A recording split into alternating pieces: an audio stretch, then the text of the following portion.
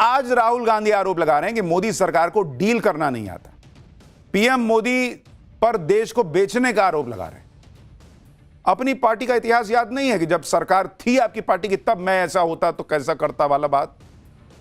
आपको बताता हूं कि जब कांग्रेस गठबंधन यूपीए की सरकार थी तो अमेरिका के सामने किस तरह से कांग्रेस ने सरेंडर किया था।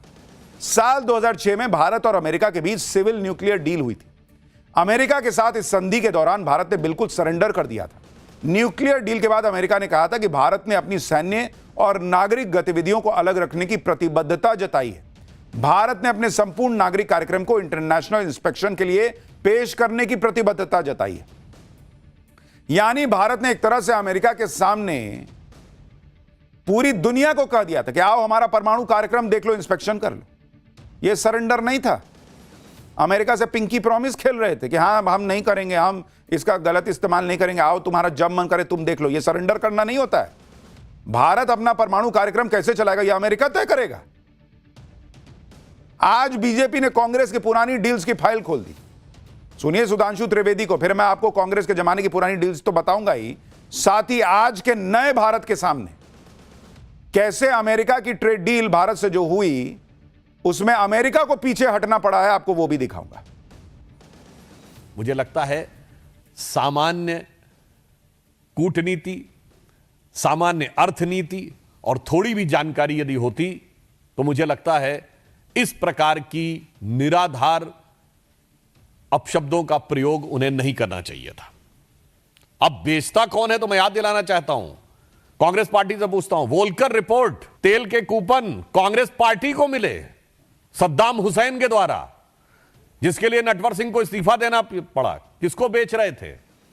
इंडो यूएस न्यूक्लियर डील उस समय के deputy chief of mission Steven white के पास, मैं नाम नहीं लेना चाहता हूं, बाकायदा न्यूज आई कि कांग्रेस का एक नेता पहुंच के कहता कि हमने सारे पैसे का अरेंजमेंट कर लिया है। और एकमात्र मौका जब सदन के पटल के ऊपर सांसदों ने पैसा रख के कहा कि हमें यह पैसा दिया गया था ताकि उस डील को पास कराया जा सके। कौन देश को बेच रहा था? आप यह भी देखिए कि अमेरिका से जिस ट्रेड डील को लेकर राहुल गांधी इतना हल्ला मचा रहे हैं कि पीएम मोदी ने सरेंडर कर दिया, अगर सरेंडर ही किया होता तो अमेरिका यह सब बदलाव क्यों करता जो उसे आधी रात करना पड़ा। अमेरिका से जो ट्रेड डील हुई उसमें कुछ बदलाव हुए हैं और ऐसे बदलाव जो सीधे सीधे भारत के फायदे के। 9 फरवरी को जो इंडिया यूएस ट्रेड डील का फ्रेमवर्क जारी हुआ था उससे जुड़ी फैक्ट शीट को लेकर अमेरिका ने बदलाव किए हैं और इन बदलावों को जारी किया। अमेरिका के व्हाइट हाउस ने ट्रेड डील को लेकर जो अपडेट जारी किया उसमें 3 बड़े बदलाव हैं जो सबके सब भारत के पक्ष में। पहला बदलाव, अमेरिका की तरफ से पहले कहा गया था कि भारत अमेरिका से $500 बिलियन 45 लाख करोड़ के प्रोडक्ट खरीदने के लिए कमिटेड है, यानी प्रतिबद्ध है। भारत की सरकार कहती रही कि हमने ऐसा कोई कमिटमेंट नहीं किया, लेकिन ये लोग मानने को तैयार नहीं। अब देखिए कि अब नए बयान में कमिटेड यानी प्रतिबद्धता की जगह इंटेंट शब्द का इस्तेमाल किया गया है। यानी भारत का इरादा है कि वो ज्यादा से ज्यादा अमेरिकी प्रोडक्ट खरीदेगा। यानी भारत ने कोई कमिटमेंट नहीं दिया है। इरादा तो हम किसी के साथ कुछ भी करने का रख सकते हैं, खरीदने का रख सकते हैं। अमेरिका को पीछे हटना पड़ा है। इससे यह साफ हो गया कि भारत पर किसी तरह का कोई दबाव नहीं है कि वो $500 बिलियन का सामान खरीदेगा ही खरीदेगा। और हमने पाठशाला में आपको यह बताया था। लेकिन राहुल गांधी सवाल उठा रहे हैं कि अरे $500 बिलियन का सामान भारत क्यों खरीदेगा। दूसरी बात, डील को लेकर पहले कहा गया था कि भारत अमेरिका की कुछ दालों पर टैरिफ को खत्म करेगा या कम करेगा, लेकिन अब कुछ दालों के शब्द को भी अमेरिका ने अपनी फैक्ट शीट से हटा दिया। इसका मतलब यह है कि दाल पर टैरिफ कम करने की बात ऑफिशियल फैक्ट शीट में नहीं रही। यानी अमेरिका या तो झूठ बोल रहा था या गुमराह कर रहा था और उसको पीछे हटना पड़ा क्योंकि भारत अड़ गया कि ये क्या लिखे हो, हटाओ इसको। तीसरा बदलाव, पहले के बयान में यह बात कही गई थी कि भारत अपने डिजिटल सर्विस टैक्स को हटा देगा, लेकिन नए बयान में भी इस लाइन को हटा दिया गया। जबकि राहुल गांधी लोकसभा में संसद में यह आरोप लगा रहे थे कि भारत तो डिजिटल टैक्स हटा देगा, लेकिन नए बयान से यह लाइन भी हट गई।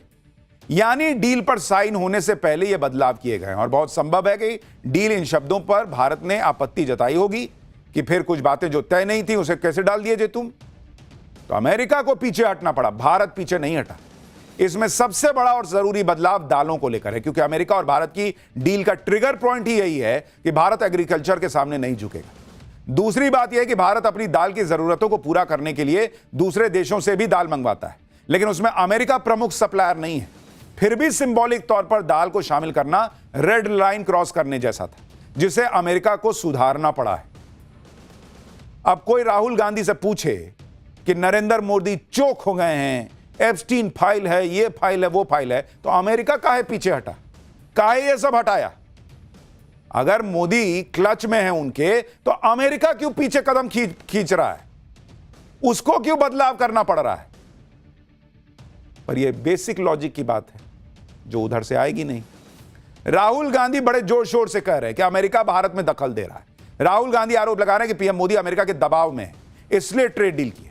लेकिन जब कांग्रेस का जमाना था, तब भारत में अमेरिका किस तरह से दखल देता था, उसके बारे में भी आपको याद दिलाता हूं। इंटेलिजेंस लेखक पॉल एम मैगर ने अपनी किताब spying in south Asia, Britain, the United states and India secret cold war में इसके बारे में डिटेल में लिखा है।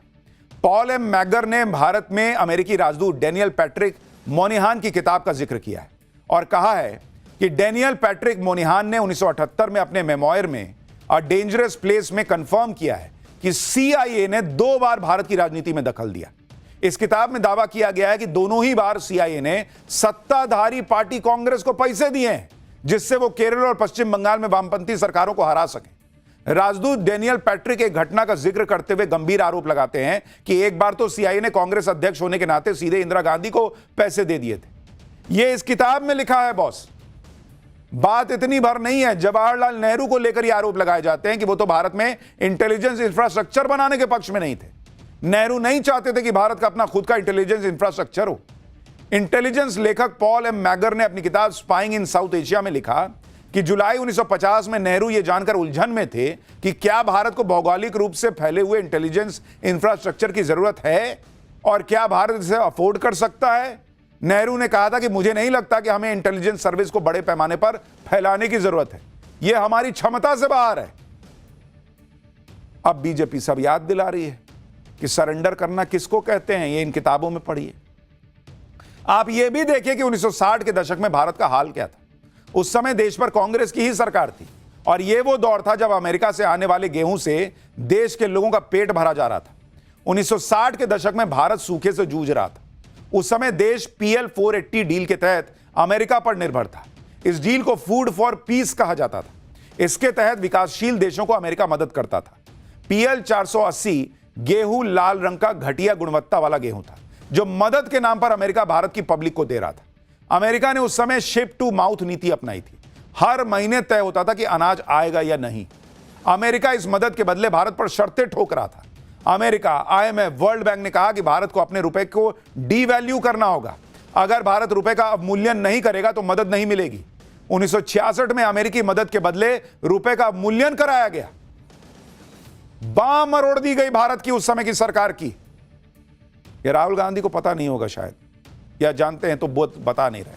6 जून 1966 को रुपए में 57.5% का अवमूल्यन हुआ, जिससे $1 की कीमत 4.76 रुपए से बढ़कर सीधे 7.5 रुपए हो गई। देश ने इसे अपमान की तरह लिया, आत्मसमर्पण की तरह महसूस किया।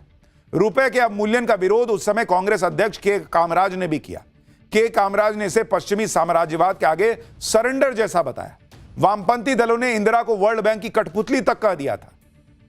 यह है कांग्रेस का सरेंडर वाला इतिहास, जब भारत में अमेरिकी दखल हद से ज्यादा था।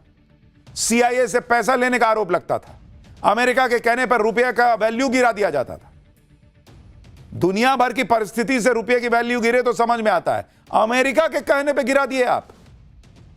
राहुल गांधी ने आज एप्स्टीन फाइल को लेकर मोदी सरकार के मंत्री हरदीप पुरी पर सवाल उठाए। हरदीप पुरी ने भी लंबी चौड़ी प्रेस कॉन्फ्रेंस करके राहुल गांधी को पॉइंट वाइज जवाब दे दिया। सुनिए एक बार। 3 million emails have been released. All right? In these 3 million emails, I am in New York for 8 years. I was invited to join the International Peace Institute. My boss in the IPI, Mr. Terry Rod Larson, was the person who knew this particular infamous person, Mr. Epstein. And it is as part of a delegation of the IPI or the ICM that I met Mr. Epstein on a few occasions, 3 or maximum 4. What am I telling Mr. Reid Hoffman on an email which is copied to Epstein. I'm saying I am now convinced more than ever that India today presents a terrific opportunity for internet-based economic activity. आज राहुल गांधी ने trade deal पर बोलते हुए बांग्लादेश का भी जिक्र किया। राहुल गांधी ने आरोप लगाया कि बांग्लादेश के कपड़ों पर तो अमेरिका ने 0 टैरिफ कर दिया है, इससे तो अमेरिका में भारत का टेक्सटाइल एक्सपोर्ट ही खत्म हो जाएगा। लेकिन राहुल गांधी ने बांग्लादेश को लेकर आधी अधूरी बात बताई। सच क्या है मैं आपको बताता हूं। पहली बात तो यह है कि राहुल गांधी यह नहीं बता रहे कि बांग्लादेश ने किस कीमत पर अमेरिका से अपनी टेक्सटाइल के लिए 0 टैरिफ हासिल किया है। भाई, बांग्लादेश ने डील में एग्रीकल्चर, डेयरी और पोल्ट्री का मार्केट अमेरिका के लिए खोला है, तब जाके अमेरिका ने यह एहसान किया उस पर। राहुल गांधी क्या चाहते हैं कि हम भी डेयरी, एग्रीकल्चर और पोल्ट्री खोल देते क्या? बांग्लादेश की तरह सरेंडर कर देते क्या? दूसरी बात तो यह है कि बांग्लादेश के सारे कपड़े जो अमेरिका में बिकेंगे सब पर 0 टैरिफ नहीं होगा। सिर्फ वही कपड़े जो अमेरिका से खरीदे गए कॉटन से बनेंगे उन पर अमेरिका 0 टैरिफ लगाएगा, बाकी पे 19% का टैरिफ है। दूसरी बात, अमेरिका जो कॉटन बांग्लादेश को बेचता है उसमें लगातार गिरावट आ रही है। साल 2025 के शुरुआती 7 महीनों में बांग्लादेश ने अपने कुल कॉटन इंपोर्ट का सिर्फ 6% अमेरिका से लिया, जबकि 2024 में यह 11% था, यानी 11 से 6% पर आ गया। और लड़ाई सिर्फ 6% अमेरिकी कॉटन की है, क्योंकि वो जो 6% आ रहा है उसी पे 0% टैरिफ है, बाकी 94% पे थोड़ा ही है। तो उस 6% से क्या तूफानी काम हो जाएगा बांग्लादेश का, और उसने उसके लिए सरेंडर किया, सो अलग। इसके अलावा अमेरिका से आने वाले कॉटन में लॉजिस्टिक और लेंदी शिपमेंट की बड़ी दिक्कत रहती है, वो तो रातों रात नहीं खत्म हो जाएगी, इसीलिए बांग्लादेश वहां से कम कॉटन मंगाता है। अगली बात यह कि बांग्लादेश को अगर इस 0 टैरिफ का फायदा उठाना है तो उसे अपनी सप्लाई चेन को पूरी तरह से बदलना होगा। अभी बांग्लादेश अपनी टेक्सटाइल इंडस्ट्री के रॉ मटेरियल के लिए अमेरिका के मुकाबले ब्राजील, चीन और भारत पर ज्यादा निर्भर है। अगर आप बांग्लादेश का कॉटन इंपोर्ट देखें तो यह $2.5 बिलियन सालाना है, और इसमें भारत से 655 यानी करीब 6000 करोड़ रुपए, जो 655 मिलियन डॉलर का कॉटन आता है, आयात होता है, और अमेरिका से सिर्फ $255 मिलियन का। अमेरिका बांग्लादेश को रॉ कॉटन सप्लाई करता है, वो भी बहुत कम मात्रा में, जबकि भारत और चीन बांग्लादेश को यार्न्स और फैब्रिक सप्लाई करते हैं, जो बांग्लादेश के कपड़ा उद्योग का बैकबोन है। यह बात भी ध्यान देने वाली है कि बांग्लादेश के कपड़े 63% यूरोप के मार्केट में बिकते हैं। यूरोप बांग्लादेश की प्राइमरी मार्केट है, और इसलिए बांग्लादेश को अगर 0 टैरिफ का फायदा उठाना है तो उसे प्रोडक्शन और सप्लाई चेन को बदलना होगा, जो इतना आसान नहीं होगा। तो 6% कॉटन जो अमेरिका से आता है उस पर 0% टैरिफ को ऐसा दिखा दिया राहुल गांधी जैसे बाप रे बाप, पूरा कॉटन, पूरा टेक्सटाइल इंडस्ट्री 0% टैरिफ पे चलेगा। यहां यह बात भी समझनी होगी कि अगर देश अपने हिसाब से डील करता है, बांग्लादेश, ब्राजील, भारत, चीन से सामान मंगवाता है क्योंकि उसे यह सस्ता पड़ता है, जबकि अमेरिका के सामान मंगवाने में लॉजिस्टिक कॉस्ट है जो बहुत ज्यादा है। अब क्योंकि अमेरिका को अपना कॉटन बेचना है, इसलिए उसने बांग्लादेश को एक डील दी कि एक काम करो, 0% टैरिफ कर देंगे, हमसे कॉटन खरीदो, जबकि भारत कॉटन के मामले में दूसरा सबसे बड़ा प्रोड्यूसर है, हम क्यों ये डील करें? लेकिन लॉजिक पे बात थोड़ी होनी है, देश क्या हासिल कर रहा है इस पे बात थोड़ी होनी है। मोदी ने सरेंडर कर दिया। कुछ भी निबंध किसी पे लिखने आए, मैं तो लिखूंगा कि मोदी ने सरेंडर कर दिया तो कर दिया, बात खत्म। लेकिन देश देखता है, देश पाठशाला देखता है और फैक्ट समझता है, सच्चाई समझता है।